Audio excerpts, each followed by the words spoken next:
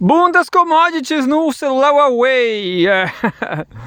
Essa é a diferença, vocês não conseguem ver, mas as cores do pôr do sol estão muito bonitas, muito belas, cada vez mais vermelhas, O Helenos Leucurus não veio hoje e vocês conseguem ver a lua aí, a lua. Plim, lua. Milu e Mursi. E Tommy? Milu, Mursi, Tommy. O Tommy é um lagartão. Tommy lagartão. E o Milu é uma bichinha. Bichinha pobre de carnaval. Dentinho podre. Eu tô dando pão com coisas doces pro Milu. Eu sei que é errado, mas o Milu fica mendigando, cara. O Milu fica mendigando pão doce, pão com... Né, Mursi? A Mursi sabe que não pode. A Mursi não quer perder mais dente, olha lá. Sacanagem, né? Eu percebi que o dente dela tem a raiz ali, ó. O dentinho dela tá ali, tá no fundo. No fundo tem um dentinho. Que é muito bom, né? Melhor do que nada, hein, Mursi? Pior é nada. Eu pensei que não tinha nada de dente, mas ela tem um pouquinho. Então, sei lá, ali não entra nada, entendeu? Ali não entra nada no coisa. Não entra nada no coisa, Mursi. Gostou do dentista? Eu sou o dentista da Mursi. O dentista da Mursi. Dentista de cachorro. Já pensou? Será que tem dentista de cachorro? Ó, é uma profissão do futuro, hein? É uma profissão do futuro sem filho, entendeu? Ninguém tem filho, só tem cachorro. Se eu tivesse grana, eu já tinha levado a Mursi no dentista, cara. Porque a culpa foi minha. Eu apresentei um pitbull pra ela. Porque ela é meio feroz. Tá vendo o Tommy? O Tommy se leva mó tranquilo com todo mundo, com a Mursi. Eu sempre falo, né? O Tommy só tem confusão com cachorro grande e chato. Cachorro agressivo, o Tommy dobra a aposta. Você não tem noção, cara. O Tommy assim, é o quê? O Tommy é um boxeador. O Tommy é um queridão. O Tommy tem um coração de coração apaixonado. Acho que é o dogo argentino que é assim. Pitbull é meio nervosinho, é americano. Mas o dogo argentino, ele é o Che Guevara, maluco. Eu recomendo esse cachorro aí, se você tiver espaço, se você tiver força, você vai amar um dogo argentino, porque é pura paixão, cara. É pura paixão e bom senso. É um cachorro que tem um bom senso do caralho. Eu tô falando, né, se vem um cachorro chato, violento, agressivo, não pode, né, cara? Você tem que defender o país aí, você tem que defender a pátria, né? Aí o Tommy tá aí, ó. O Tommy defende tudo contra a ameaça. Puma, onça. Não, onça não, hein? Onça não, Tommy. Onça não. O Tommy odeia gato. O Tommy não consegue ver gato. Não é não, Tommy? Enfim. Brasil, isso aqui é do... Eu acho que é do Diário da Causa Operária, do PCO. Brasil, Diário da Causa Operária. Queimadas descontroladas são resultado do roubo dos bancos. A esquerda pequeno-burguesa torna o problema das queimadas uma questão moral. Mas a política neoliberal e a rapina do tesouro são os responsáveis pela crise. Isso aqui foi publicado em 16/9. Eu acho que foi hoje. Aí tem uma foto. Queimadas escapam ao controle. Ditadura dos bancos está no centro do problema. Desde sexta-feira 13, as queimadas no Brasil têm se intensificado em várias regiões, como o estado do Rio de Janeiro, vivendo uma situação particularmente alarmante. Na sexta-feira, o estado registrou o maior número de queimadas do mês, com 109 focos de incêndio. Este ano já é o pior desde 2017 para o Rio, com um total de 949 focos desde janeiro. Em São Paulo, a situação não é menos crítica. O estado está próximo de bater o recorde de queimadas dos últimos 26 anos, com 7.162 focos desde janeiro. Que coisa, né? Porque supostamente tinha que ter chuva no inverno, né? A combinação de clima seco, altas temperaturas e ventos fortes tem contribuído para a propagação rápida de incêndios. As áreas urbanas também estão sendo afetadas, com incêndios se espalhando para regiões próximas e residenciais residências e estabelecimentos comerciais. A região norte do Brasil lidera o ranking nacional de queimadas em setembro, com 23.715 focos registrados até o último dia 19. Estados como Amazonas, Pará e Rondônia estão entre os mais afetados devido à densa vegetação da Amazônia, o que, combinado com a seca e temporada de queimas para desmatamento e agricultura, resultam em incêndios de grandes proporções. Apesar do aumento significativo nos últimos dias, os focos de queimadas se mantiveram estáveis no final de semana, com 6.251 focos ativos no país. No entanto, a estabilidade não significa que a situação esteja sob controle. As condições climáticas continuam favoráveis à propagação dos incêndios, o que coloca em questão a política do governo para lidar com o problema das queimadas durante os meses tradicionalmente secos no hemisfério sul, sendo propício para grandes incêndios, a exemplo do que acontece nos países do hemisfério norte durante o período do verão, entre os meses de julho e agosto.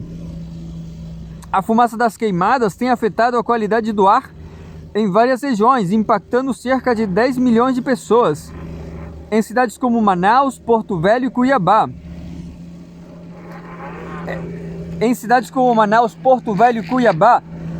A visibilidade está reduzida e os índices de poluição do ar estão acima do recomendado pela Organização Mundial da Saúde, OMS. As autoridades de saúde estão alertando a população sobre os riscos respiratórios, especialmente para crianças, idosos e pessoas com doenças crônicas. Hospitais e unidades de saúde estão se preparando para um possível aumento no número de atendimentos relacionados a problemas respiratórios.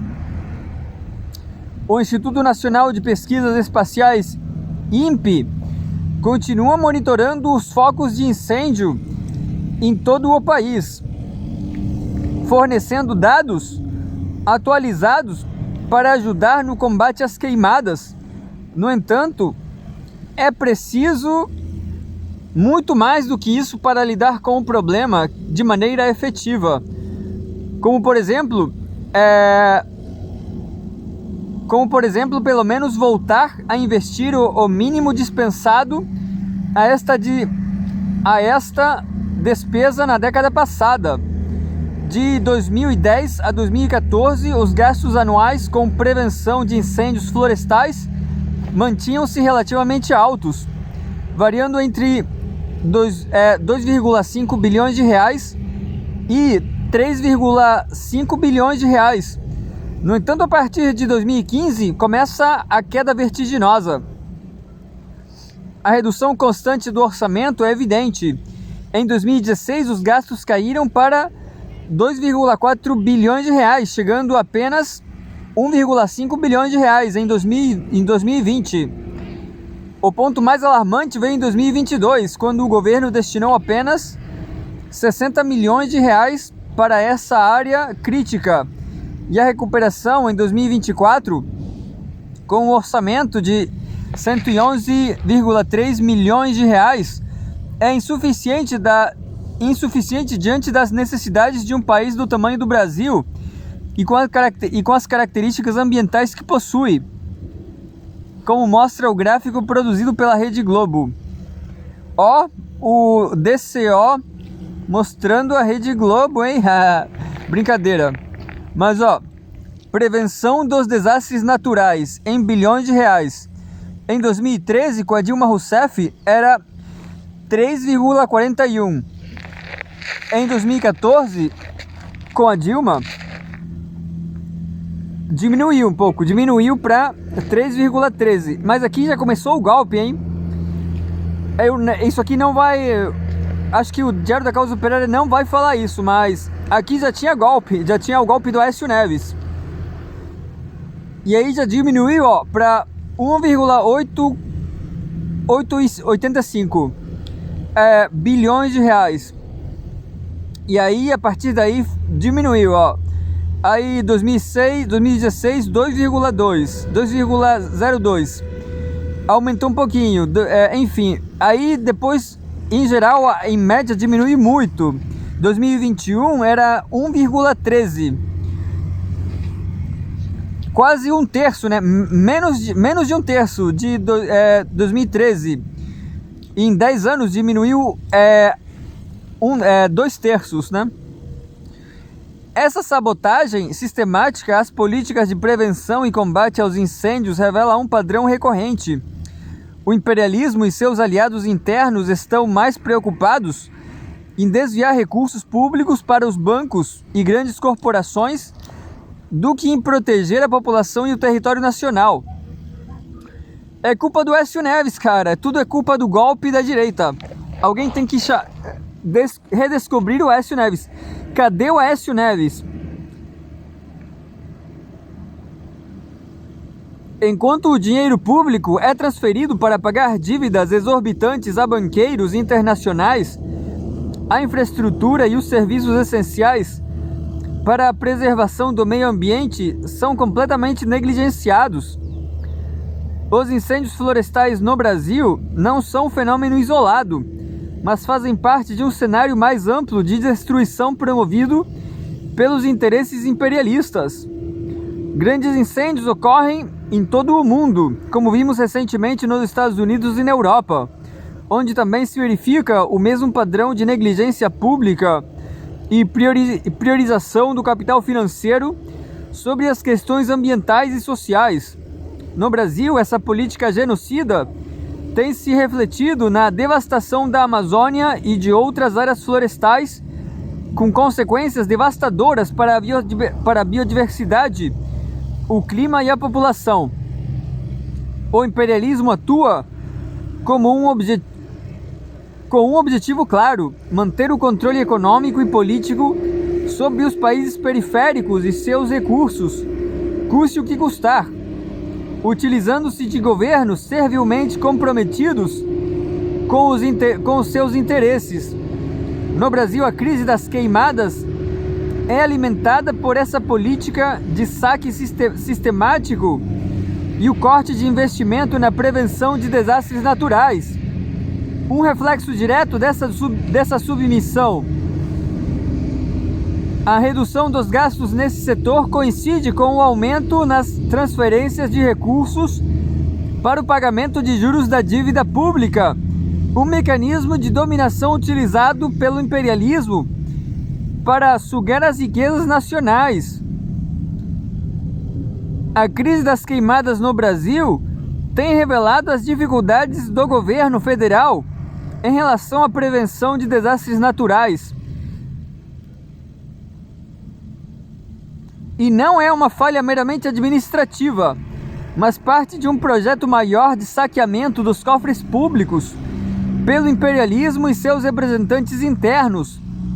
Os dados apresentados pela Associação Contas Abertas mostram uma redução drástica nos investimentos no combate a incêndios florestais nos últimos anos, refletindo o desmonte de políticas públicas essenciais para o meio ambiente e a saúde da população.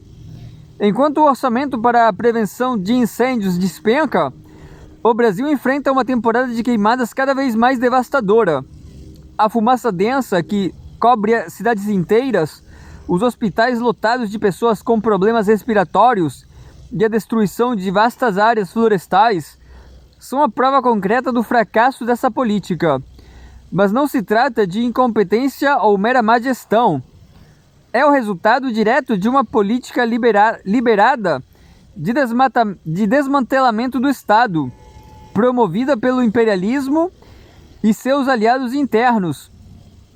A esquerda pequeno-burguesa, sempre pronta a moralizar o debate, insiste em culpar exclusivamente os fazendeiros pelos incêndios, sem entender que o problema vai muito além disso. Embora alguns setores do latifúndio tenham sua parcela de responsabilidade, é um fato que incêndios podem ser causados por fatores naturais, como raios, além de uma série de atividades humanas aparentemente inofensivas, como a queima de lixo, fogueiras mal apagadas ou bitucas de cigarro jogadas ao chão. Até mesmo faíscas geradas por equipamentos agrícolas podem desencadear grandes incêndios. A verdadeira raiz do problema não está na moralidade individual de agricultores, mas no roubo institucionalizado dos recursos públicos pelo imperialismo. A queda vertiginosa dos investimentos em prevenção de desastres é um sintoma de um sistema dominado pelos banqueiros que operam em conluio com o governo serviço para pilhar as riquezas do país. Os incêndios florestais, assim como tantas outras crises sociais e ambientais, são resultado dessa política de rapina que coloca o lucro acima da vida. A solução para o problema das queimadas não passa por medidas paliativas ou pela criminalização de pequenos agricultores. O que é necessário é a ruptura completa com o sistema de dominação imperialista que condena o Brasil à miséria e à destruição ambiental. Superar a ditadura dos bancos, expropriar a burguesia e avançar na construção de um Estado operário pleno são as únicas saídas para enfrentar a crise de forma efetiva. Sem enfrentar o vampirismo financeiro, não há em absoluto nenhuma melhora possível para a crise das queimadas. Apenas a tendência geral de piorar drasticamente, como tudo o que o imperialismo faz. E é isso. Aqui no Chile também teve incêndio, mas talvez eu seja alienado, né? A questão é que, bom, se tem tanto incêndio no Brasil, é um tema muito complicado, porque o Brasil solia, não sei se o Brasil era um país com muita chuva, né? Não sei porque tem tanta seca hoje em dia, né? Esse é um problema também, né? Eu sou ignorante, pronto, eu não sei, eu concordo com o PCO. Sem dúvida, do ponto de vista contábil e muito mais, né? Do ponto de vista financeiro, o Brasil é um país escravo, né, cara? O país é um escravo, é uma grande vaca, né? Como eu não lembro quem falou, acho que foi o Atushi e o Rui Costa Pimenta, que o Brasil é a grande vaca leiteira do... Acho que foi o Rui Costa Pimenta. É a grande vaca leiteira do imperialismo, de todos esses países aí. É engraçado, eu estava vendo um podcast aí também um canal inglês entrevistando um professor da UF, do Rio de Janeiro, de Niterói. Aí a mulher era muito arrogante com esse professor aí, cara. Ela falava, mas você tem que entender que... ela falou assim, eu não sei se você está entendendo o que eu tô falando. Assim, é muita arrogância pra cima do Brasil e o brasileiro, né? É demais, cara. É demais, entendeu? O Rui sempre falava essas coisas. Aí, com o tempo, eu comecei a perceber que é verdade. Que o brasileiro é muito discriminado, cara. Eu fico vendo assim, por exemplo...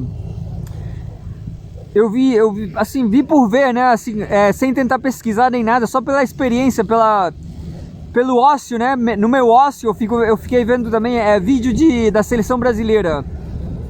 Da seleção brasileira contra a Nova Zelândia. Aí era uma transmissão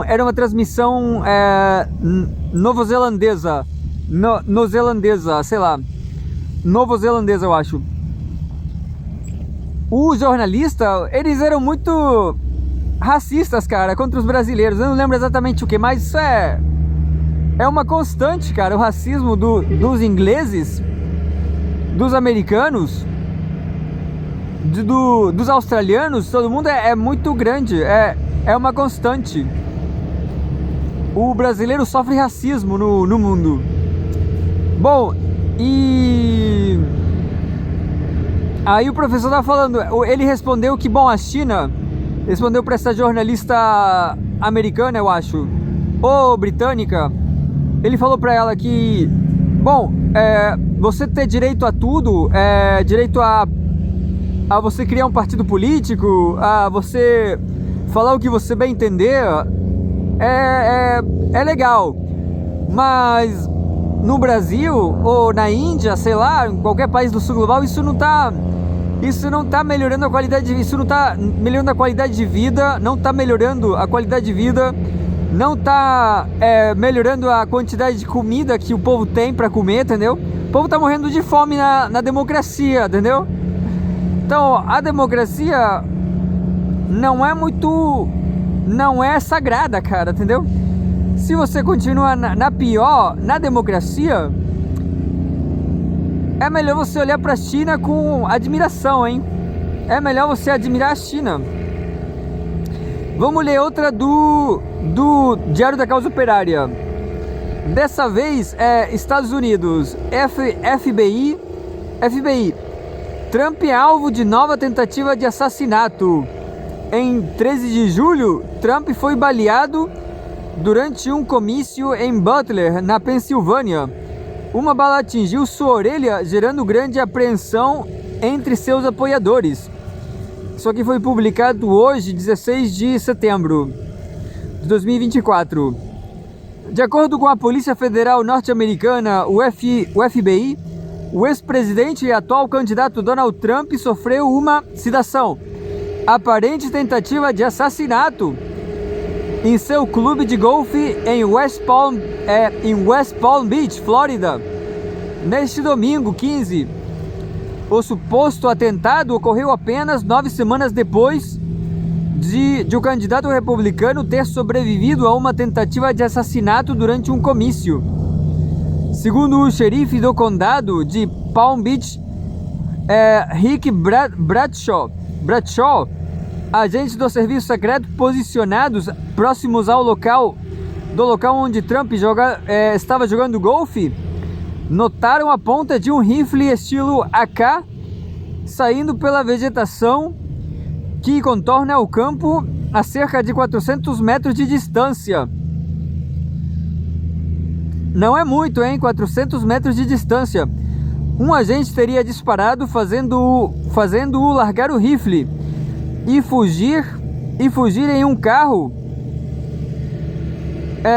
Fugir em um carro, deixando a arma para trás junto com 2 mochilas, uma mira usada para apontar e uma câmera GoPro.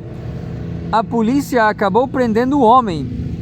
Em um e-mail para apoiadores, Trump disse, citação, houve tiros na minha proximidade, mas antes que os rumores comecem a sair de controle, eu queria que vocês ouvissem isso primeiro. Eu estou seguro e bem. Ele escreveu, nada vai me parar, eu nunca vou me render. Em 13 de julho, Trump foi baleado durante um comício em Butler, na Pensilvânia. Uma bala atingiu sua orelha, gerando grande apreensão entre seus apoiadores. Nos dias seguintes, uma série de declarações revelaram a negligência do serviço secreto para a segurança do candidato. Favorito para vencer as eleições e visto como um perigo por aqueles que controlam o regime político norte-americano, Donald Trump escapou por pouco. A operação, contudo, que servia para retirar do caminho uma figura que estaria atrapalhando os planos do imperialismo para intensificar a sua política de guerra, acabou fortalecendo ainda mais o ex-presidente. A tentativa de assassinato pode ter sido uma espécie de última tentativa do Partido Democrata de manter a impopular candidatura de Joe Biden. Afinal, com Trump como candidato, Biden, que cada vez é mais odiado pelo seu apoio a Israel, não teria chance de se reeleger. Não é à toa que 8 dias depois, o presidente democrata Joe Biden retirou-se da corrida, abrindo caminho para a vice-presidente Kamala Harris de se tornar a candidata do partido. A suposta tentativa de assassinato ocorre uma vez mais em meio a importantes acontecimentos na disputa eleitoral norte-americana. Há menos de uma semana ocorreu o debate entre Trump e a democrata Kamala Harris.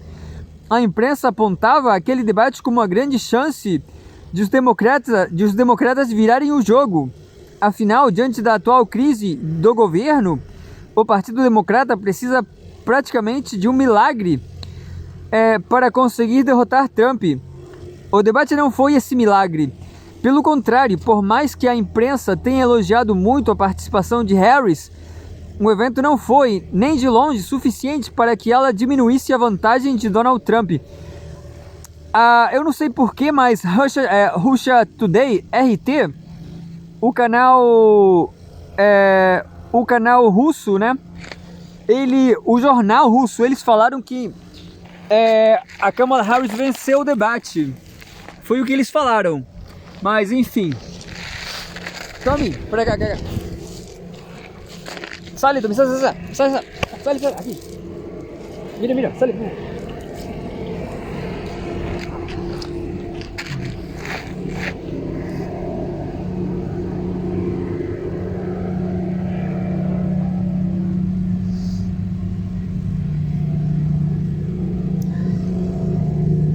Vamos ver que mais eu consegui salvar, porque eu não tô com internet aqui.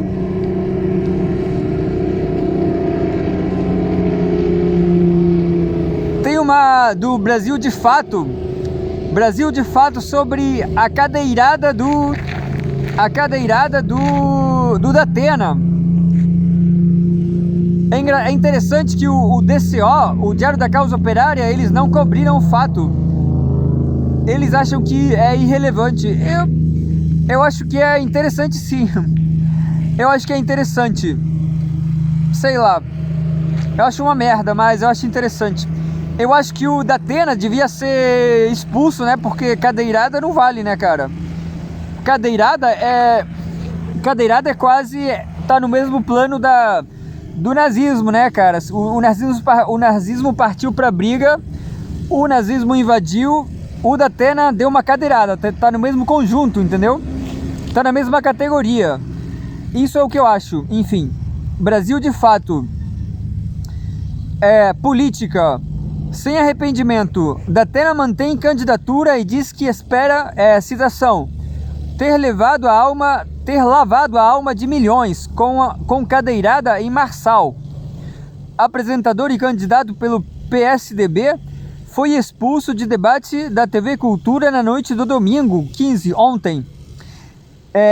Isso aqui é por Caroline Oliveira, Brasil de Fato, São Paulo, SP. 16 de setembro de 2024.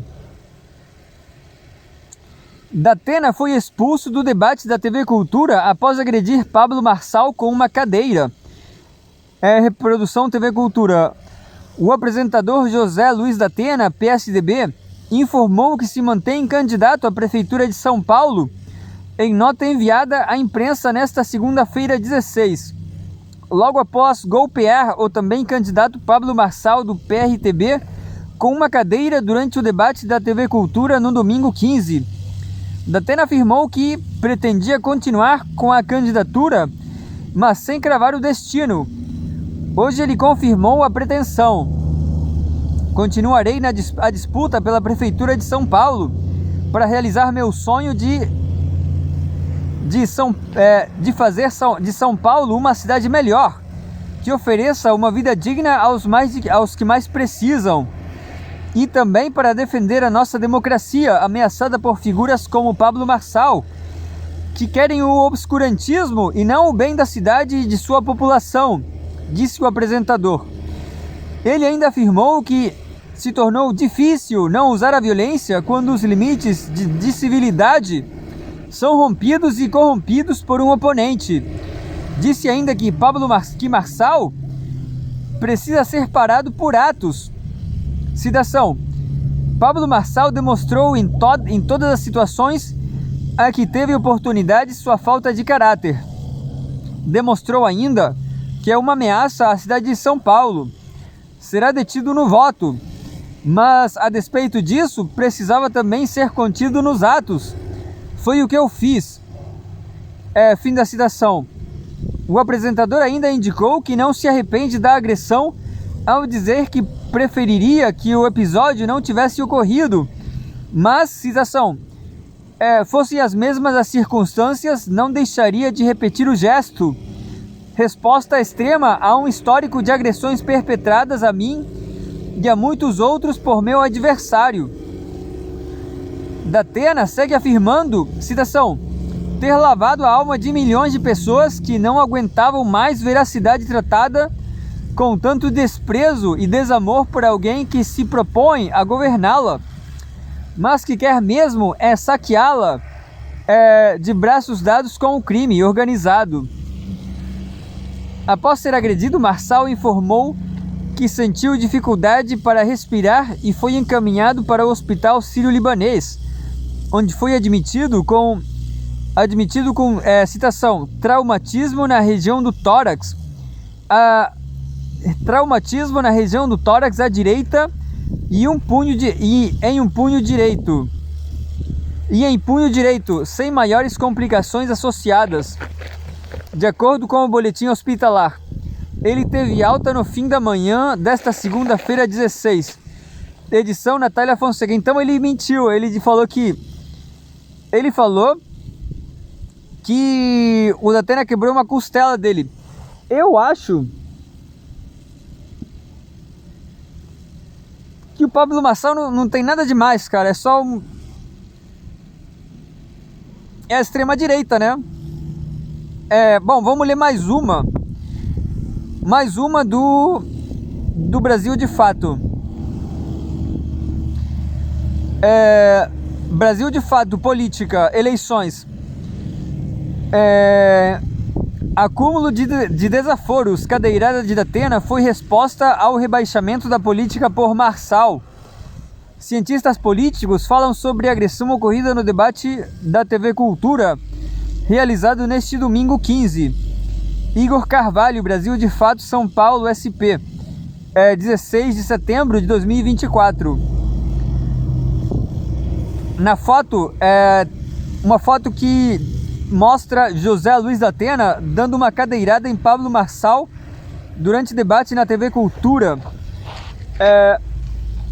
O noticiário paulistano despertou nesta segunda-feira 16, quase monotemático, é verdade, o Brasil 247 também, quase monotemático. A cadeirada de José Luiz Datena do PSDB em Pablo Marçal do PRTB no debate eleitoral da TV Cultura na noite deste domingo 15 rende e renderá manchetes além de desdobramentos que podem influenciar o resultado das eleições em São Paulo SP. Candidato da extrema-direita, Pablo Marçal chegou ao debate precisando criar fatos novos, após ver sua ascensão interrompida e aparecer estagnado nas pesquisas eleitorais das últimas 2 semanas. O formato imposto pela TV Cultura de perguntas e respostas rápidas prejudicava o estilo do coach. Além disso, o sorteio de perguntas o colocou sempre contra Datena ou Marina Helena, do Novo, aliada de primeira ordem na eleição de São Paulo, que durante o debate traiu Marçal e o abandonou ainda mais no canto do estúdio. Para fugir do ostracismo, Marçal empurrou sua metralhadora giratória para Datena. Que sucumbiu às provocações e arremessou a cadeira contra a cabeça do coach. Para a cientista política Vera Chaya, a reação do tucano era previsível. Citação: O Marçal entrou para desestruturar o debate e as candidaturas. Ele veio para impor uma dinâmica de atuação que funciona nas redes dele para dentro da eleição. É uma postura de complementação ao bolsonarismo e ele tem irritado a todos, pois não permite o debate sobre política. Ele interdita o debate. O Datena já quase o tinha agredido em outro debate e o Boulos quase deu um tapa no Marçal, explicou o Chaya. Eu acho que isso acontece há muito tempo na política no mundo todo, sabe?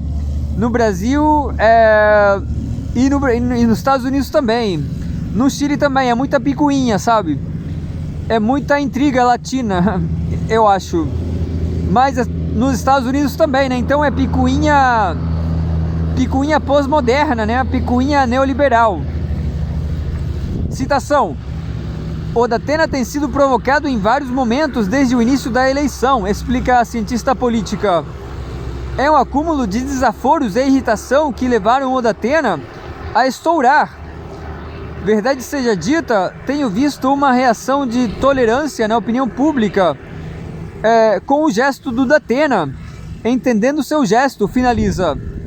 A cadeirada de Datena em Marçal veio após o coach relembrar um caso já encerrado na justiça, em que o tucano foi acusado de assédio sexual.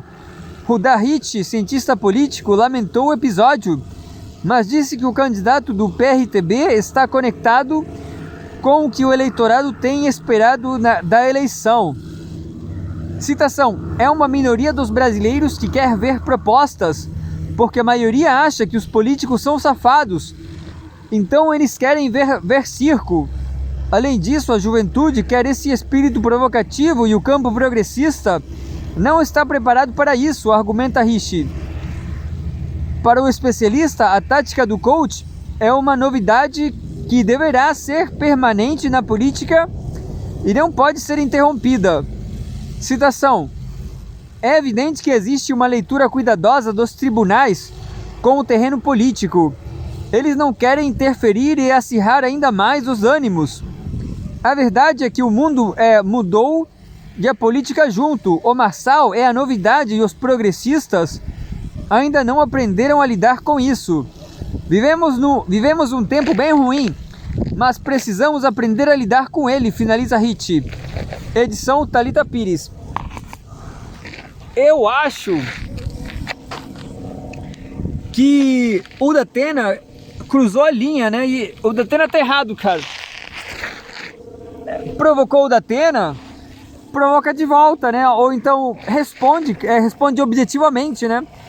Se alguém acusa o Datena de agressão sexual, de estupro, o Datena deveria ter sido mais sincero ainda, né?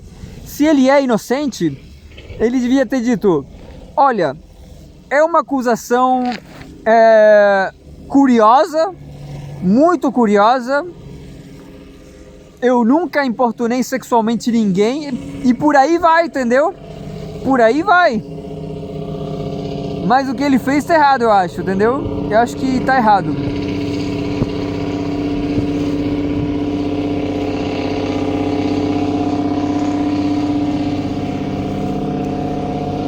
Chegou a sessão do caminhão barulhento, né? A sessão do caminhão barulhento. Vou tentar ler uma coisa muito comprida da Causa Operária TV, que diz assim: diários de viagem, como a China se tornou a força que é. De fóssil vivo ao segundo maior PIB do mundo. A China é um exemplo do que o Brasil pode conquistar com a revolução. É isso aí. É isso aí. O Aloysio Mercadante também reconhece isso, que a China conseguiu tudo graças à revolução também. Vamos lá, vamos ler. Mao Zedong fala às massas. Sem a revolução de 1949, o país ainda seria presa fácil do imperialismo. Eu tenho certeza que o Paulo Gala também apoia Mao Zedong. Enfim, vamos lá. O impressionante dinamismo econômico da China atual contrasta fortemente com a Estagnação que o país enfrentava na época de Karl Marx, que se referia à China como um fóssil vivo, devido à sua falta de progresso. Marx, ao observar a China no século XIX, via um país solidamente dominado por uma burocracia sustentada no modelo asiático de produção em um primeiro momento e no imperialismo depois, que constituía um entrave ao avanço econômico e social. No entanto, a Revolução Chinesa de 1949 transformou radicalmente esse panorama, libertando as forças produtivas do país e impulsionando um desenvolvimento nacional que serve de exemplo para outras nações em desenvolvimento como o Brasil. A Revolução Chinesa, liderada pelo Partido Comunista Chinês, foi um marco decisivo na história da China. Antes da Revolução, a China estava sob uma combinação de domínio colonial e controle imperialista, o que representava o imenso potencial econômico de um dos maiores países do mundo, com mais de 9,59 milhões de quilômetros quadrados. O Brasil, a título de comparação, tem cerca de 1 milhão de quilômetros quadrados. Ou seja, o Brasil é maior. Não sei.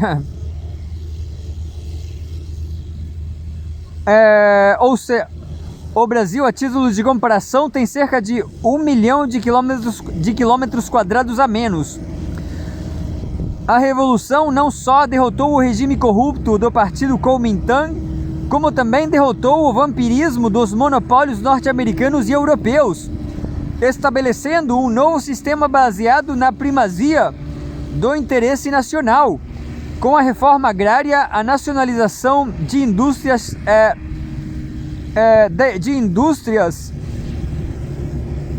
e o controle estatal sobre os setores econômicos fundamentais. A China começou a liberar suas forças produtivas. A partir desse ponto, a economia chinesa começou a se reestruturar e a crescer de maneira acelerada, tirando o país da submissão ao imperialismo e lançando as bases para o desenvolvimento nacional, que impressionaram Rui Costa Pimenta, presidente nacional do Partido da Causa Operária PCO, comentando a viagem recente que a direção do partido fez ao gigante asiático. O dirigente marxista disse, citação, um ponto interessante também é a comparação com o Brasil. A China é o que o Brasil poderia ser e não consegue por causa do vampirismo econômico e político do imperialismo. A política chinesa é muito dinâmica e isso se deve ao fato de que a economia é colocada a serviço do país.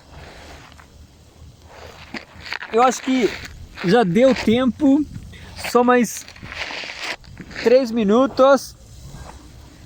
Em contraste, o Brasil enfrenta uma realidade diferente. O país foi palco de um processo de privatização e entrega de suas principais empresas nacionais com o capital estrangeiro e especuladores. Empresas importantes para impulsionar o desenvolvimento da infraestrutura brasileira, construídas com recursos e esforços brasileiros, porém dadas de graça para a pirataria estrangeira, disse Pimenta. Citação, o Brasil fez empresas gigantescas como a Eletrobras, que foi dada de graça aos especuladores que nunca pisaram no país. Compraram um papel, que é uma ação da Bolsa de Valores. Alguns compraram isso há 20 anos e até hoje estão recebendo dinheiro de uma empresa que não ajudaram a construir. Eletrobras, Petrobras, Telebrás, que a maioria dos jovens sequer ouviu falar. A Vale do Rio Doce, entre outras empresas que foram construídas por brasileiros e hoje são fonte de renda para pessoas que sequer sabem onde fica o Brasil. Esse processo resultou em uma situação onde gigantes econômicos brasileiros fundamentais para o desenvolvimento nacional agora servem como fonte de lucro para aqueles que nunca contribuíram para a construção dessas empresas, resultado direto da submissão ao imperialismo. O Brasil está preso em um ciclo de estagnação, onde um sistema político orientado a saquear completamente o gigante latino, sufocando o potencial de crescimento e desenvolvimento brasileiro. Bom, eu vou parar porque eu acho que não tem mais tempo. Não tem mais tempo. Eu concordo em número, degrau e posição com esse artigo do Rui Pimenta. Não é do Rui Pimenta, é do PCO, é do DCO. Infelizmente, eu tenho ouvido podcasts dos Estados Unidos, da reindustrialização dos Estados Unidos. Eles fazem um meia-culpa, né? Eles, não sei se não sei até onde vai, mas sem dúvida a questão da bolsa de valores, o capitalismo financeiro, o liberalismo do Hayek, o Milton Friedman, né? Sobretudo o Hayek, eu acho, né? É como se fosse uma praga, né? É como se fosse um canto de sereia que talvez deu certo para muito, como o Rui Costa Pimenta fala, né? Então, assim, eu acho que é muito ruim para o povo, né? Eu acho que é interessante ver o que acontece na Europa. Eu acho que e nos Estados Unidos também, né? Agora, com essa crise que eles têm. Eu acho que eles vão começar na Europa, acho que já é assim, né? Muito se fala das empresas de água, de saneamento básico e com serviços públicos nas cidades europeias, etc. Não dá para ser privado, né? Que nem no Chile, porque é muito ruim, cara. No Chile são os maiores safados, cara. É muito ruim.